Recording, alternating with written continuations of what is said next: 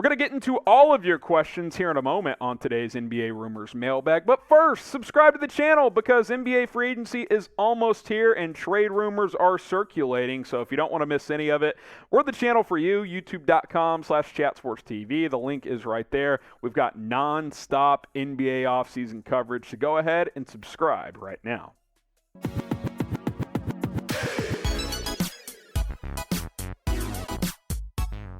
You're watching NBA Now by Chat Sports. I am your host, Harrison Graham. Appreciate everybody for tuning in, and I appreciate everybody for submitting their questions. Use hashtag NBA or Super Chat, and we'll answer as many as we can. Marvin Mack, where will Deandre Ayton play next season? That's a good question. There's a lot of rumors out there. Could he be a part of some sort of sign-and trade with the Nets if they move Kevin Durant? Who the hell knows? I think a lot of teams would certainly have interest in Deandre Ayton. Double-double guy last year at over 17 points and 10 rebounds. I think he can be a better shot blocker depending on how teams use him as well. 63% from the field, so very efficient player who can stretch out to the three-point line from time to time as well. His mid-range is pretty money. I kind of think Ayton's leaving Phoenix. I do think there's a pretty decent chance that happens. Phoenix was not able to get a deal done before last season when he was available for a max extension.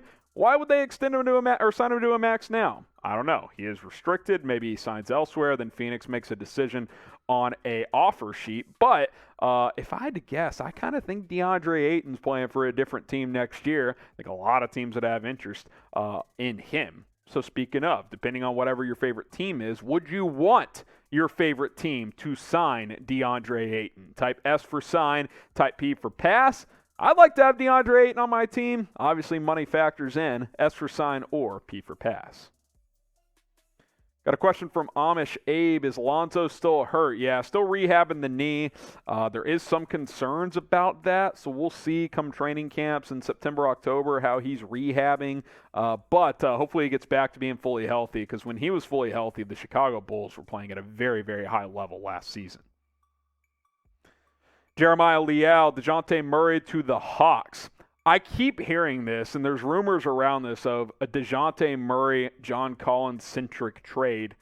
Someone explain this to me, because I don't understand it. Dejounte Murray's not a great shooter, and he needs the ball in his hands.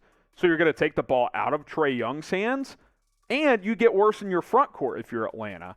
I get shopping John Collins for maybe a wing, a type of player that could be a 3-and-D guy. Then Clint Capella is the primary big that you play if you're Atlanta. But I don't get this Dejounte Murray thing. Someone needs to explain it to me. I don't understand it whatsoever. Acreus, should the Warriors sign T.J. Warren on a minimum or as a replacement, or on a minimum as a replacement, for Otto Porter if they are priced out of re-signing him? Could he fill in a similar role Otto did? Now, Warren's a more talented offensive player than Otto Porter. He's also been hurt a bunch the last 2 years, Warren has, and he's probably not quite the defender. But yeah, I think a similar type of role where he comes off the bench, except for he gives you more offensive punch than Porter did. He's more of an ISO guy, whereas Porter's kind of a catch-and-shoot three-point shooter and can play within the flow of the offense, cut to the basket. Warren can do some of that, but he needs the ball in his hands sometimes as well. But playing next to Jordan Poole coming off the bench potentially is a primary scorer. I think that could make sense for Golden State. Yuan Ventura, should DeAndre Ayton join the Golden State Warriors or should they trade Kevon Looney? I don't think Ayton can go to Golden State unless they move like an Andrew Wiggins. I don't think that works. So I don't expect that. Plus, the latest rumors on Kevon Looney are actually that sounds like he's going to re-sign there. So that's a pretty significant development for Golden State. Spam account, are the Sixers making a mistake if they keep James Harden? We've debated this a lot in the Chat Sports office. I don't mind a short-term deal for him, like a 2-year deal or a 3-year with maybe a team option on the third year. I don't think I'd give him a player option for a third year. 2 or less unless the third year is a team option or partially guaranteed. Harden's still a good player, but you see the decline. Last year, 22 points, almost 8 rebounds. Now he's improved as a distributor, over 10 per game the last 2 years. But look at 2018-19, 2019-20. He was averaging about 35, 7, and 7, whereas the last 2 years about 23, 8, and 10.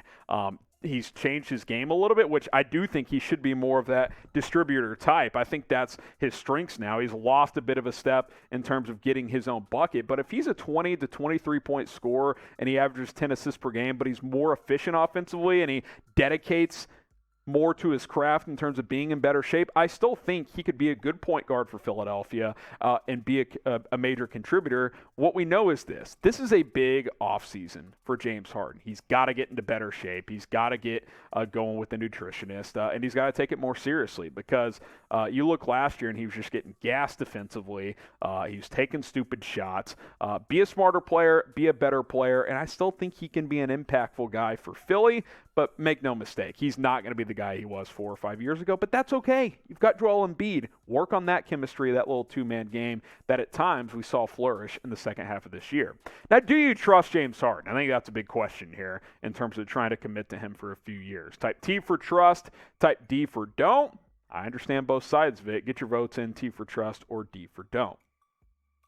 Now, NBA Now is also on Rumble as we're publishing our NBA videos over there as well. Rumble.com/NBA Now. If you want more NBA news and rumors, go check us out over there. If you've already subscribed on YouTube, another easy way to support the show, Rumble.com/NBA Now. Go ahead and subscribe right there.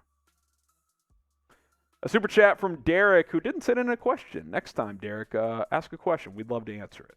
Crazy Kevin, if the Knicks swing and miss on Brunson, what should they do? Look, I mean, it's obviously a hot topic, right? The Knicks have made some moves to try and make a move for Brunson, but as my guy Marshall Green, who hosts New York Knicks Now here at Chat Sports, has pointed out, they'll have other flexibility financially and with draft picks. What I think the Knicks should do, Brunson or not, go get Donovan Mitchell. I don't think he wants to be in Utah anymore. I do think he would enjoy being in New York. He spends enough time there in the offseason. He's been going to Mets games, and he went to some New York Ranger games when they were in the playoffs. Go get D. Mitch, who, is he a Tier 1 bona fide superstar? I think that's up for debate. He's for sure a Tier 2 guy. He's a multi-time All-Star who is a 25-point scorer. He would be easily the best player they've had since Carmelo Anthony, and I think there is a pretty decent chance that they could get him via trade. You've got enough capital if you're the Knicks, 4 first-round picks next year. You've got a pick in 24. You've got 2 in 25, 11 total over the next 7 years, first-round picks. If you are the New York Knicks, maybe a team would be interested in taking Julius Randle. So the Knicks can make some moves if they can find a partner to do so. And if D. Mitch goes to Utah and says, I want out, go get him. I think that's a move that makes a lot of sense for the New York Knicks. What's the better option for the Knicks? Type DM for Donovan Mitchell. Now, I'm factoring in trading for Donovan Mitchell, so you give up assets, or just signing Jalen Brunson, where, sure, you're moving guys around to clear money, but you're not having to trade first-round picks, et cetera, to the Dallas Mavericks. Type JB for Jalen Brunson. Mitchell's obviously the better player, but would you rather just sign JB? Let me know down in the comments. Jose Salas, what is your take? Appreciate the super chat, by the way. What's your take about the Pelicans next season? I think they might be one of the biggest wild card teams in the NBA. I was impressed with how they played once they got C.J. McCollum. They snuck into the playoffs and took the Phoenix Suns to 6 games. I thought that was impressive. And then they obviously they lost that series. But at the same time, I think they can be a team, if Zion comes back fully healthy, that can contend. I really do. I think they can win 45, 50 games next year if that ends up happening. So we'll see. Zion's obviously, a guy who's missed a lot of time, but the last time we saw him healthy, he was dropping about 30 a game. So if you get something close to that, even 25 a game from Zion, plus what these guys were giving you, CJ, Brandon Ingram, and these role players, yeah, they're a team to watch out for next year. Carl John, should the Celtics trade for John Collins? A lot of John Collins rumors circulating as he appears to be on the trade block. That, according to numerous reports, really starting about a month ago, a report out of Atlanta saying that everyone is tradable except Trae Young, and the Collins trade rumors have certainly circulated over the past month or so. I've always liked John Collins. 5 years in the NBA, 16.5 points, over 8 rebounds. He can stretch the floor as a three-point shooter. He can block shots. He can play above the rim. Not the best defender, but a guy in the modern NBA that can really play at the 4 or the 5. I like him better as a stretch 5 personally in today's NBA, but he can give you some minutes at the 4 too. I don't get why Atlanta has tried to trade him his entire career and then they paid him last year. I've always been confused by that. For the Celtics, I think, you got to ask yourself, is Robert Williams' defense more valuable than what John Collins' offense could bring you? I would say probably yes, but could you move an Al Horford, who's going to be on the last year of his contract? Possibly. Send him back to Atlanta. Name a player the Celtics should trade for. Down in the comments, who do you think Boston should go out and get on the trade market? Let me know down below. Derek Householder gets the final word with a super chat. Donovan Mitchell for Brunson and picks in a sign and trade. The problem there is Brunson's not going to Utah. It's Dallas or the Knicks, and he has that power because he's an unrestricted free agent. He doesn't have to agree to go to Utah on a sign and trade. So I don't think that's going to happen unless it's a 3-team deal where Brunson ends up in New York, D-Mitch in Dallas, and then other pieces like picks and young assets to Utah. I guess that could happen, but even then it seems like a long shot, and I'm not sure Dallas would want Donovan Mitchell anyway, but it'd be fun next to Luka Doncic.